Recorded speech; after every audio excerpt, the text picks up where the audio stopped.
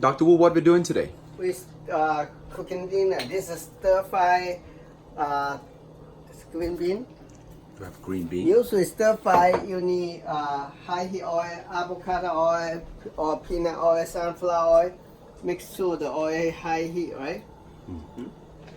This is avocado. About 2 or 3 tablespoons oil. And ginger. Ginger, fresh ginger. Yep, this is fresh ginger that Dr. Wu sliced. Yep. And the aroma is just amazing.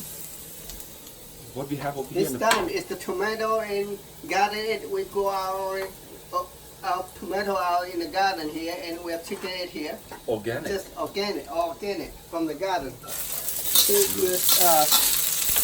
put it freezer for about 1 minute.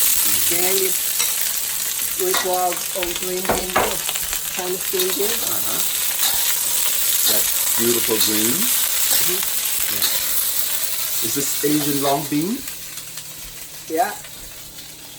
And this this is a teaspoon of half teaspoon soy sauce, regular sea salt. Sea See, salt. I don't need to measure. Usually